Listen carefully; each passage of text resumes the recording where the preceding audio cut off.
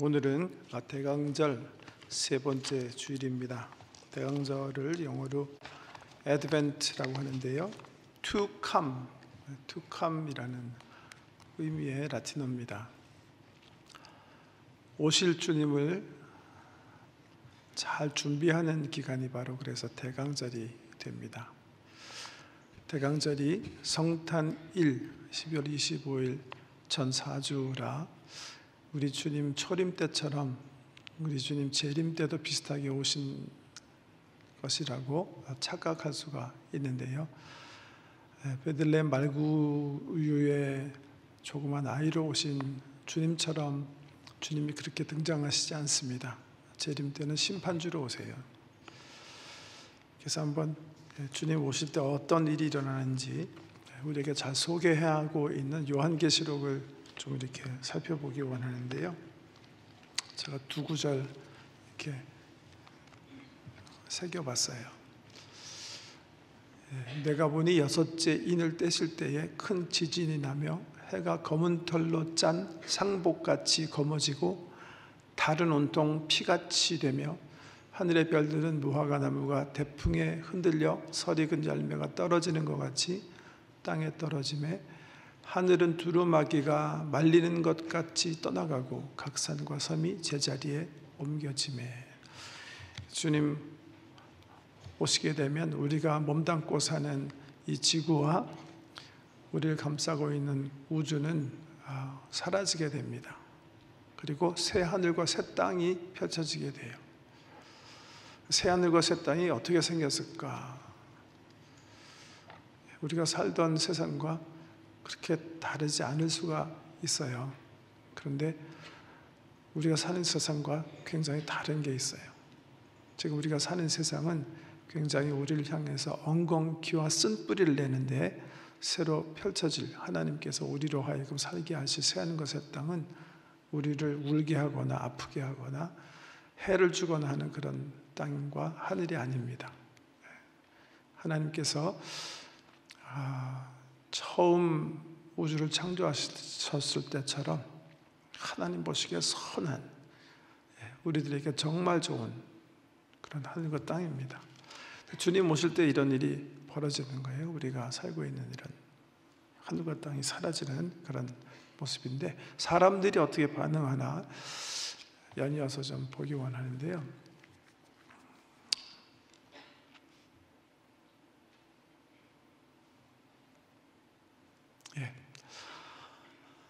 땅의 임금들과 왕족들과 장군들과 부자들과 강한 자들과 모든 종과 자유인이 굴과 산들의 바위틈에 숨어 산들과 바위에게 말하되 우리 위에 떨어져 보좌에 앉으신 이의 얼굴에서와 그 어린 양의 진노에서 우리를 가리라. 그들의 진노에 큰 날이 이르렀으니 누가 능히 서리요 하더라. 초림 때는 우리 예수님께서 이 땅을 방문하셨는지조차 아무도 알지 못했는데 재림하실 때는 그렇지 않습니다. 모든 세상이 주님께서 이 땅을 방문하시는 사실을 알게 될 거예요. 그리고 많은 사람들이 그 사람의 직업이나 귀천이나 부나 빈이나 높은 사람이나 낮은 사람이나 어린아이나 노인과 상관없이 어떤 사람들은 주님 오심이 큰 두려움이 될 거예요. 그래서 여기 이렇게 표현되어 있는데요. 굴과 산들의 바위 틈에 숨어 산들과 바위에게 그분들이 얘기하게 된다. 우리 위에 떨어져라. 우리를 죽여라. 그런 얘기죠. 차나 바위 하나를 덮쳐서 나를 죽여다오. 왜? 어린 양의 진노로부터 우리를 가리게 해다오. 그거예요. 그러면서 그들의 진노의 날이 이르렀으니 누가 능히 서리요. 또 계시록 21장에 보면 또 내가 새 하늘과 새 땅을 보니 처음 하늘과 처음 땅이 없어졌고 바다도 다시 있지 않더라. 또 내가 보매 거룩한 성 새 예루살렘이 하나님께로부터 하늘에서 내려오니 그 준비한 것이 신부가 남편을 위하여 단장한 것 같더라. 이기는 자는 이것들을 상속으로 받으리라. 나는 그의 하나님이 되고 그는 내 아들이 되리라. 저와 여러분이 꼭 받아 누려야 할 복이 여기 써 있죠. 주님 모심과 함께 새하늘과 새 땅. 처음 땅은 없어졌지만 하나님께서 새롭게 하신, 리뉴하신, 새롭게 하신 새로운 우주가 열려요. 그런데 지금 우주에는 하나님께서 우리가 이렇게 볼 수 있게 함께 하시지 아니하시는데, 그 새로운 하늘과 땅에는 우리 하나님께서 하늘에서 내려오셔서 우리와 함께 계시다는 거예요. 이기는 자는 이것들을 상속으로 받으리라. 나는 그의 하나님이 되고 그는 내 아들이 되리라. 영원한 삶을 우리가 누리는 그런 모습인데요. 그런 거 하면 그 다음 절에 보면 그러나 두려워하는 자들과 믿지 아니하는 자들과 흉악한 자들과 살인자들과 음행하는 자들과 점술가들과 우상 숭배자들과 거짓말하는 모든 자들은 불과 유황으로 타는 못에 던져지리니 이것이 둘째 사망이라. 주님 오심은 실질적으로 이 세상을 새롭게 할 뿐만이 아니라 이 지구상에 살았던 사람들과 살고 있는 사람들을 둘로 가르는 거예요. 그래서 어떤 분들은 새롭게 펼쳐질 새하늘과 새 땅, 우리가 얘기하는 천국에서 영원한 생명을 우리 하나님과 함께 그 통치 밑에서 누리게 된다면, 일련의 분들은 여기 불과 유황으로 타는 못이라고 표현된 지옥에 떨어지게 되는 거예요. 주님 오심은 어떤 사람들에게는 희소식이고 어떤 사람에게는 비극적 소식이 되는 거죠. 비극적 소식이 되지 않기 위해서 우리가 꼭 이 세상 살면서 늘 염두에 두고 살아야 되는 것이 있어요. 하나님의 백성으로 하나님 백성다운 삶을 주님의 은혜 가운데 살아야 된다는 거예요. 세상 사람들이 죄 짓는다고 함부로 죄를 짓고 세상과 타협하고 살거나 어리석음 가운데 거짓말하고 옛 자아의 모습을 그대로 드러내서 사는 그런 삶은 하나님 심판의 날에는 정말 우리에게 비극을 안겨다주는. 그래서 주님 오심을 준비하면서요, 세계교회가 오늘 혹은 지난주에 거의 모든 세계교회가 읽는 성경 말씀이 있어요. 그게 오늘 우리가 읽은 세례 요한에 대한 말씀이에요. 세례 요한, 오늘 성경에 보면 주님께서 사역 시작하시기 전에 광야에 나타나서 주님의 사역, 우리 예수 그리스도의 사역을 준비하신 그런 분인데요. 저희 교회는 세계 많은 교회들이 공동으로 사용하는 그 성경 칼렌더가 있어요. 그 칼렌더를 쫓아가지 않는데 그 칼렌더에 의하면 오늘 바로 많은 세계 교회들이 함께 읽고 묵상하는 말씀이 누가복음 3장의 말씀이에요. 이 초림을, 예수 그리스도의 첫 사역을 준비하게 하는 세례 요한의 말씀을 우리가 경청하면서 이제 다시 오실 주님, 이제 곧 이 세상에 방문하셔서 모든 세상을 심판하실 주님을 준비하는 마음으로 읽는 성경 말씀이 오늘 성경 누가복음 3장의 말씀이에요. 그래서 오늘 이렇게 말씀 함께 읽어드리면서 우리의 삶을 좀 이렇게 점검도 하고 주님 모심을 준비하는 시간을 갖도록 하겠습니다.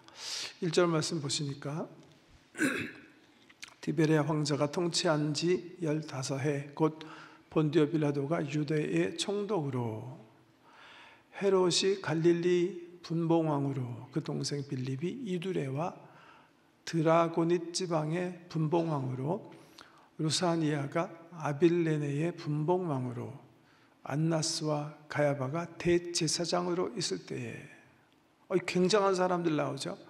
로마 황제의 이름 나왔죠. 그 다음에 황제가 이 유다 지방에 파송한 가버너, 총독 빌라도 이름도 거명됐죠. 근데 총독 밑에 또 이 나라들을 4등분한 분봉왕, 또 4사람의 이름이 소개가 됐어요. 정치계의 유다 지방을 중심으로 한 모든 거물들이 딱 이렇게 소개가 되고, 그 다음에는 또 종교계의 가장 높은 직위에 있는 2 제사장의 이름이 소개가 되어 있습니다. 안나스와 가야바. 이거 보통은 대제사장이 한 명인데, 예수님께서 활동하시던 시대에 대제사장은 2명이었어요.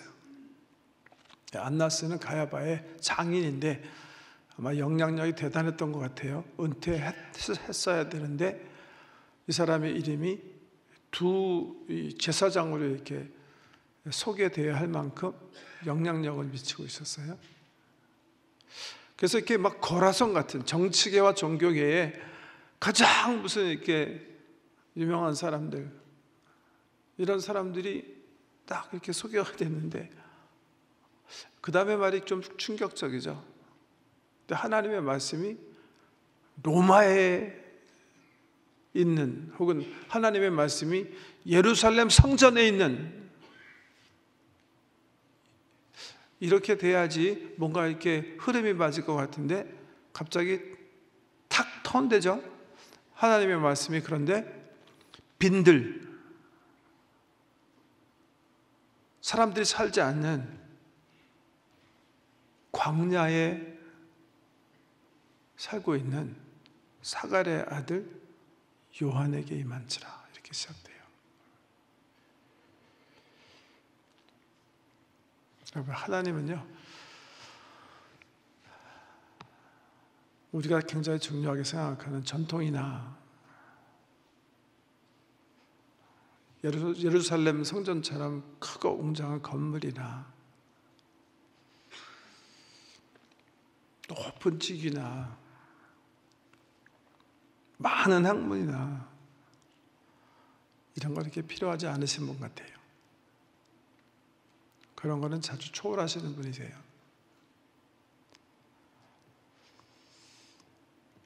그런 거 자랑하실 필요도 없으세요. 하나님의 말씀이 기도의 광야 속에 있는 한 광인같이 삶을 살고 있는 요한에게 임했다는 거 기억하셔야 돼요.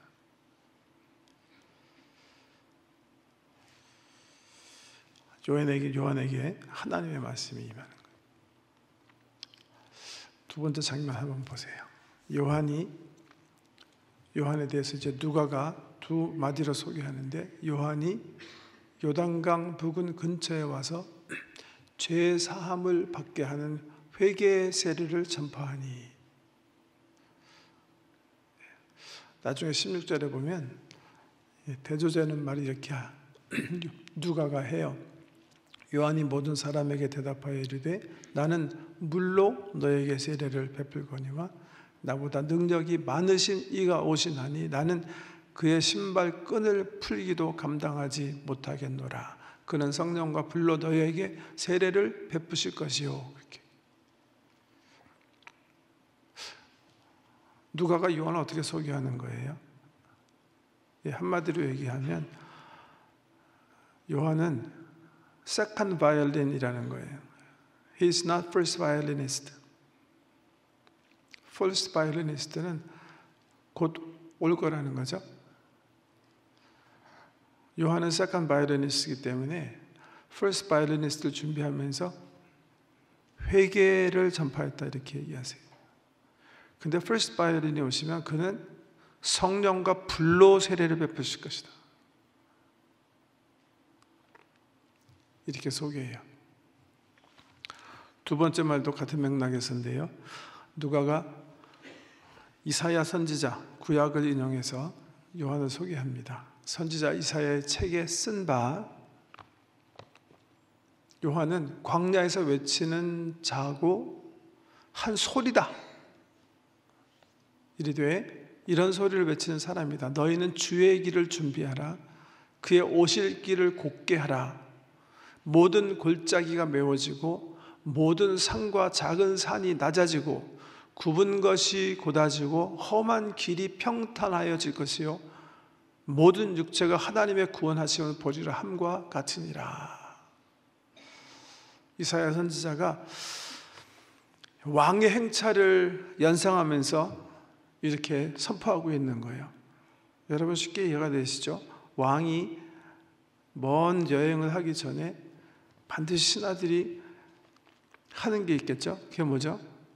가는 길을 준비하고 닦아놔야 되잖아요. 지금 왕의 마차가 지나가는데 갑자기 확 파인 구덩이가 있거나 무너진 산이 길을 막고 있거나 그래서야 되겠습니까? 당연히 왕이 행차하기 전에 신하들이 앞서가서 왕이 편안하게 여행할 수 있도록 푹 들어간 땅이 있으면 위로 올리고 무너져 내린 산이 있으면 팽팽하게 하고 하면서 왕의 길을 닦아놓는데요. 누가가 요한에 대해서 얘기하면서 바로 요한의 사역이 그런 것이다 이렇게 가르쳐주는 거예요. 이제 곧 왕이 임하실 것인데 세례 요한은 우리 예수 그리스도께서 오시는 길을 준비하는 작업을 하는 그런 사람이다 이렇게 얘기하고 있는 거예요. 그 사람은 왕이 아니라는 거예요. 왕이 오심을 준비하는 사람이라는 거예요. 그런 의미에서 요한이 회개의 세례를 선포하는데 거기서 오늘 우리가 좀 생각해 보려고 하는 그러면 회개는 뭐냐 이거죠. 주님 오심을 준비하는 우리로서 정말 중요하게 생각하는 참 회개라는 것이 무엇인가? 세례 요한이 왕 오심을 준비케 하기 위해서 먼저 와서 길을 닦고 회개의 세례를 전파했다고 하는데 그가 사람들에게 외친 세례가 무엇인가? 오늘 본문의 가장 중요한 부분이 되겠습니다. 요한이 세례받으러 나오는 무리에게 이르되 독사의 자식들아 누가 너희에게 일러 장차 올 진노를 피하라 하더냐. 회개해라. 지금 왕이 곧 방문하신다. 너희가 왕의 통치를 받기 위해서는 다 회개해야 된다. 하나님의 나라가 가까웠다. 이렇게 광야에서 외쳤어요. 그래서 사람들이 오는 거예요. 막 전도했어요. 그래갖고 새 가족, 새신자들이 막 왔어요. 이 프리처가 되게 기뻐해야 될 것 같은데 무시무시한 말 하죠. 우리 새 가족들이 오시면 오늘 사회 보시는 사회가 아니라 예배 인도하시는 김상일 목사님께서 이제 새 가족반 첫 반을 하시는데 전도에서 이렇게 모아놓고 이 독사의 자식들아 여태까지 하나님 제대로 믿지 않다가 이제 와가지고 진노의 그 벌을 피하려고 너희가 지금 왔느냐? 그럼 몇 명 남을까요? 근데 세례 요한이 그랬다는 거예요. 지금 회개해라! 천국이 가까웠다 이렇게 외쳐서 사람들이 세례받으러 나왔는데 그 사람들 향해서 이 독사의 자식들아 누가 너에게 일러 장차 올 진노를 피하라 하더냐. 아주 무시무시한.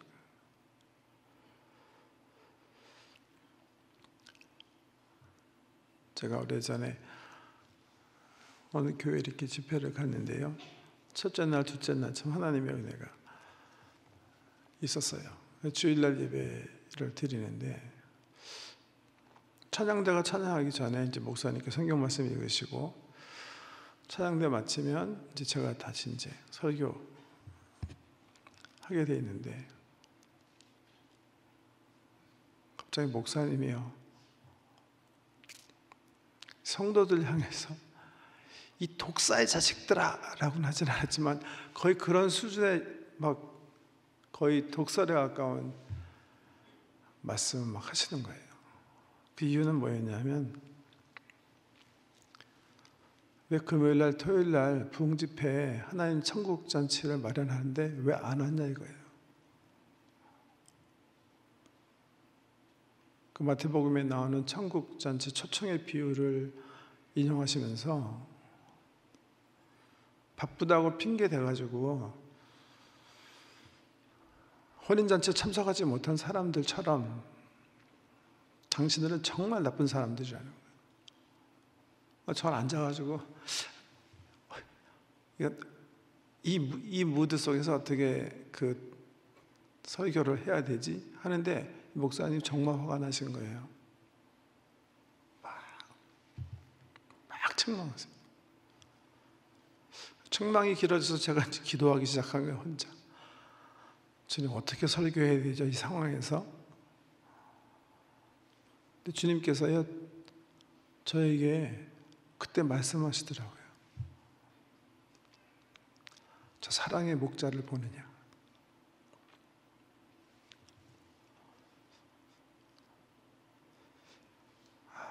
참, 제가 그때 많이 깨달았는데요. 그 목사님이 평소에는 정말 그런 그 화나 분노가 전혀 없으신 분이에요. 제가 그분의 그런 모습을 존경하고 좋아하는 선배 목사님이었는데 그게 사랑이었더라고요.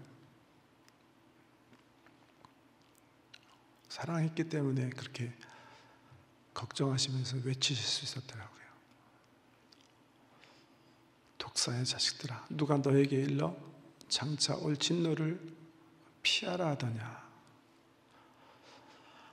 새가족반에서 이러면 정말 이게 굉장히 큰 문제가 될 텐데, 정말 놀라운 건 사람들의 반응이에요. 이 독사의 자식들아, 이제 와서 지금 하나님의 심판을 피하려고 세례받고자 하느냐? 이렇게 막 독설로 세례 요한이 외치는데, 그런데 사람들이 이렇게 대답해요. 그러면 우리가 무엇을 해야 합니까?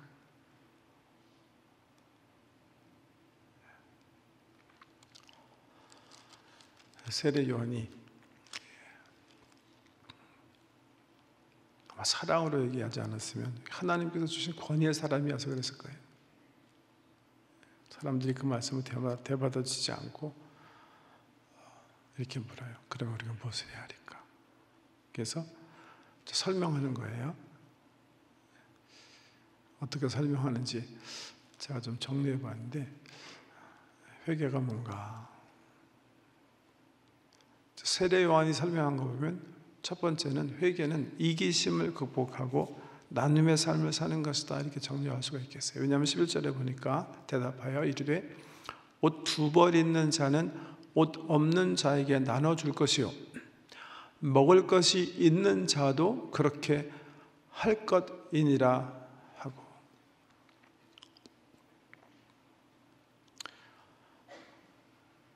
옷 두 벌인 사람이 부자예요? 가난한 사람이에요? 그렇게 부자 아닐 거예요. 여기 옷이라는 단어가 그 사람들이 가지고 있는 겉옷 얘기하는 거거든요. 물론 팔레스타인에 사는 사람들이 그 당시 이렇게 부하게 살지는 않았지만 그래도 겉옷 두 벌 이상 가진 사람이 대부분이 아니었을까요? 여러분 가운데 옷 두 벌보다 덜 가지고 계신 분 계세요?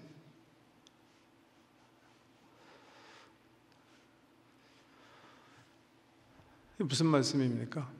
옷 두 벌 있는 자는 옷 없는 자에게 나눠줘라. 먹을 것이 있는 자도 그렇게 해라. 이런 마음 가지고 살라는 거예요. 실천하며 살라는 거예요.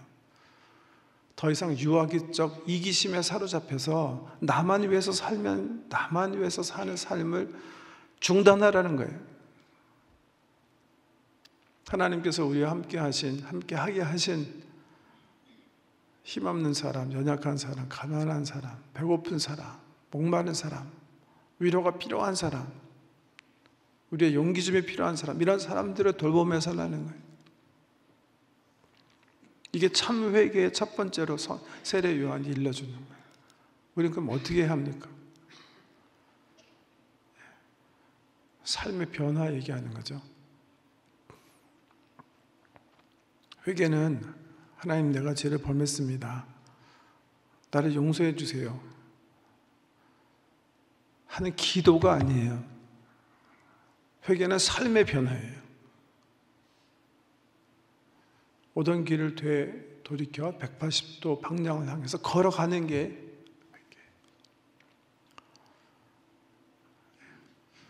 나 혼자만, 나만 위해서 사는 그런 삶을 벗어버리고 하나님의 형상으로 지은 사람답게 사랑과 나눔의 삶을 실천하며 사는 것, 회개라는 것.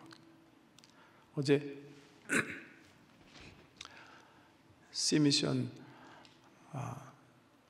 제인 핀치 지역에 C.S. 저프리라는 학교에서 그 C미션이 토요일마다 거기 주변에 소녀들을 모아놓고 학교를 합니다. 음악도 가르치고 미술도 가르치고 하면서 학교를 하는데, 어제 한 학기를 마쳤기 때문에 부모님들과 또 학생들 이렇게 다 모아놓고 종강식 겸 크리스 파티를 했어요. 저에게 설교를 부탁해서 제 기쁨으로 이제 가서 설교를 했는데요. 현장에 가서 보니까 참 좋던데,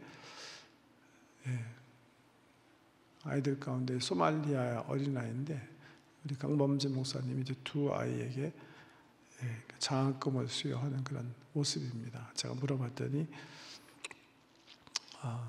장학금 주는 아이들은 일단 이제 홀부모 아이들인데 그 중에서도 이렇게 경제적으로 굉장히 연약한 그런 아이들이고, 그리고 학교 활동에서 이제 모범이 되는, 그래서 이렇게 키워주고 싶은, 소망을 주고 싶은 아이들 중에서 이렇게 학기마다 2명씩 선정해서 장학금을 준다고 하더라고요. 제가 뭐 사진 여러 장 찍어왔습니다만은 다 보여드리지 않겠고요. 네, 함께 파티도 하고, 또 가보니까 우리 교회에 이 C미션을 촌사역으로, 촌선교로 하셔서 섬기시는 우리 지체들이 3분 열심히 봉사하는 그런 아름다운 모습을 보고 왔습니다. 얼마나 감사한지 모릅니다. 첫 번째 기억하세요. 하나님께서 세례 요한을 통해서 우리에게 일러주시는 참 회개의 첫 번째 본질은 이기심을 극복하고 사랑과 나눔의 삶을 사는 것이고요. 두 번째는, 회개는 자리의 이동이 아니라 자리의 쇄신이다. 이게 세례 요한이 우리에게 주시는 교훈이에요. 12절 보시니까 세리들도 세례를 받고자 하여 와서 이르되 선생이여 우리는 무엇을 하리이까 하매 이르되 부과된 것 외에는 거두지 말라. 보세요. 세리는 그 당시 로마 정부가 책정한 세금을 식민지 사람들에게 이렇게 징수해서 넘겨주는 역할을 하는 사람들이에요. 근데 문제는 이분들이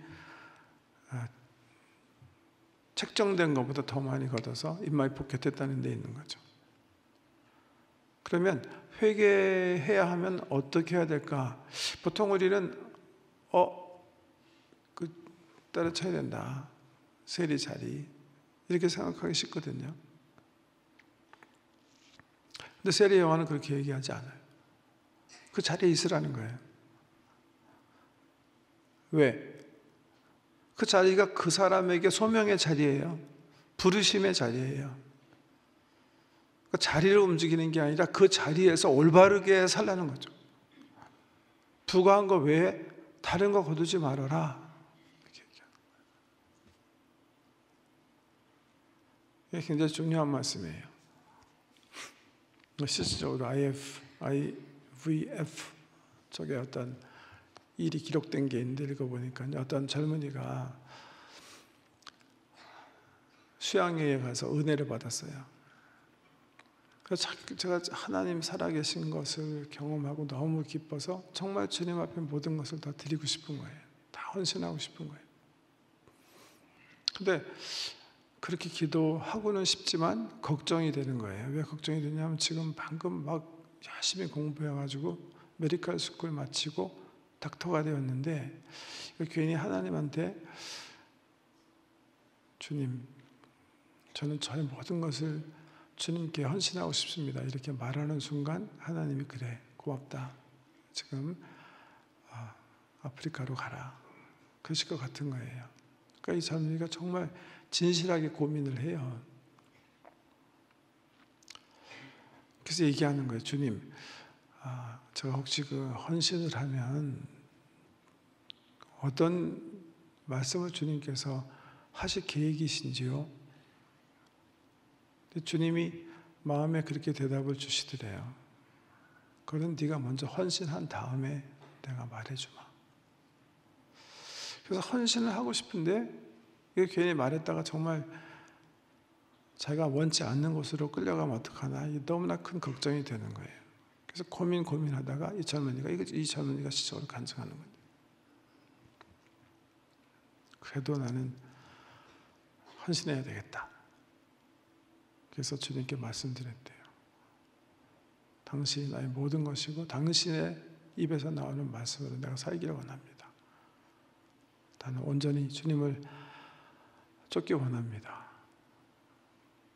제가 무엇을 해야 되는지 주님 말씀해 주세요. 그때 주님께서 말씀하셨대요. 좋은 의사가 되거라. 내 자리가 중요한 거예요. 회개는 내가 더 종교적인 생활을 하는 거 아니에요. 만약에 만약에가 아니라 남편은 더 좋은 남편 되는 거예요. 아내는 더 좋은 아내 되는 거예요. 자식들은 부모님 공경하고 효하는 좋은 자녀가 되는 거예요. 그게 회개예요.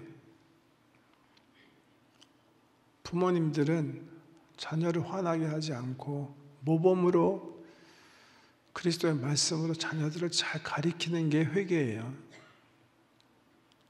학생들은 학교에서 컨닝하거나 비열하게 애써있을 때 남의 거 베끼고 하지 않고 정직하게 열심히 공부해서 학문적 업적을 남기는 게 회개예요. 직장인들은 그 직장에서 거짓되게 행하지 않고 충성되게 일하는 게, 식당에서 손님들을 섬기는 사람은 그리스도의 사랑을 가지고 오신 손님들이 내 섬김을 통해서 큰 기쁨을 누릴 수 있도록 최선을 다해서 섬기는 게 회개예요. 하나님께서 내게 부탁하신 삶의 현장, 그 현장에서 하나님 나라를 세워나가는 사람으로 사는 것이 세례 요한이 얘기하는 회개예요. 회개는 자리의 이동이 아니에요. 하나님께서 내게 있으라 하신 자리의 쇄신이에요. 세 번째는요, 이렇게 그냥 정리해 봤어요. 회개는 갑질하지 않는 것이다.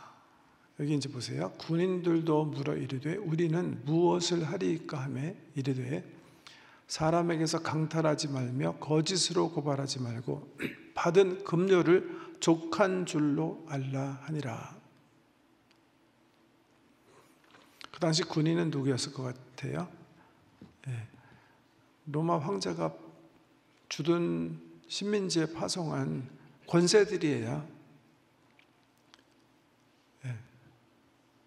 권세자들에게 하는 말씀이에요, 이거는요.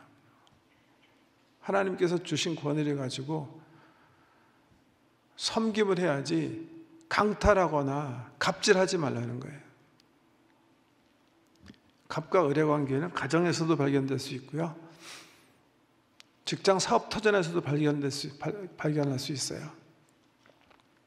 살피라는 거예요. 그러지 말라는 거예요. 하나님께서 주신 권위, 그 이상의 것으로 권위를 사용해서 밑에 있는 사람들이 힘들게 하지 말아라. 이것도 역시 굉장히 실생활에 관한 거죠. 이게 회개예요. 제가 최근에도 어떤 분과 이렇게 대화를 나누면서 이분이 회개에 대해서 많이 오해하고 있구나 이렇게 판단을 하게 됐는데, 회개는 내가 죄 짓고 와서 주일날마다 예배 전에 하나님, 내가 이 죄 짓고 왔습니다. 저 죄 짓고 왔습니다. 십자가의 피로 나를 용서해 주세요. 그걸 회개라고 생각하시는 분이 있으신 것 같아요. 그거 회개 아니에요. 하나님과 장난 놓으시는 거예요. 참 회개는 세례 요한이 얘기하는 거예요. 회개라는 말의 원어의 뜻도 마찬가지예요. 오던 길을 되돌아 반대 방향으로 간다. 그게 회개의 의미예요. 특별히 주님 오심을 준비하는 이 애드벤트 시즌에 계속 우리는 물어봐야 돼요. 난 어떻게 변해야 하나?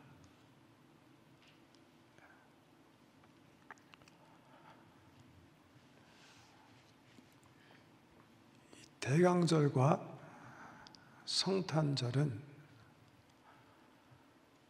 세상 사람들이 셀레브레이트 하는 것처럼 2000년 전에 오신 주님을 축하하는 계절이 아니에요. 주님은 이미 오셨어요. 그래서 임마누엘이라고 그러는 거예요. 지금 우리와 함께 계세요. 그리고 온전하게 오시고 계시고 오실 거예요. 오신 주님과 오실 주님을 맞이하고 준비하는 것이 대강절과 성탄절이에요. 그러기 위해서 꼭 물어야 되는 퀘스천이에요. 이게 준비하는 거예요. 나는 지금 어떻게 변해야 할까? 이 변함이 있어야 우린 주님 오실 때 영원한 천국에 들어가는 거예요. 오늘 세례 요한이 우리에게 주는 메시지를 세 가지로 정리해 봤는데요.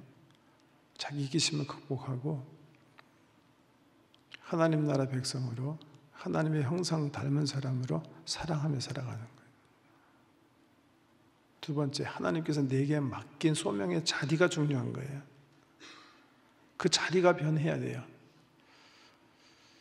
내 사업 터전에서, 내 직장에서, 학교에서, 내 가정에서 내가 새로운 삶을 사는 것이 주께서 원하시는 회개예요. 세 번째는 혹 하나님께서 내게 주신 권위를, 그게 아비의 권위든 어미의 권위이든 직장 상사의 권위이든 장로 목사의 권위이건 하나님께서 내게 주신 권위를 내가 남용하지 않나 잘 살피셔야 돼요. 내가 갑질하며 살지 않나 잘 살펴야 돼요.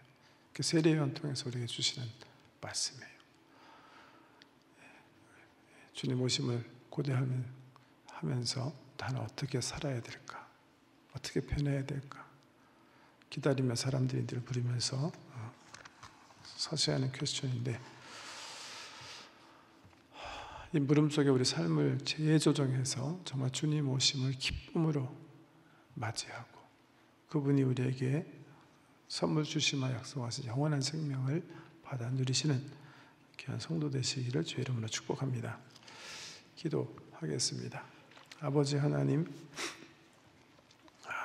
주님 오심을 삶의 변화를 통해서 준비하기 원하오니 부족한 저의 마음을 일깨워 주시고 주님 보시기에 합당한 삶을 사는 저희 될 수 있도록 인도하여 주옵소서. 가정에서 변화가 있게 하시고 학교와 직장과 사업 터전에서 새로운 삶을 시작하는 이번 주 되도록 은혜 베풀어 주옵소서. 예수님 이름으로 기도드립니다.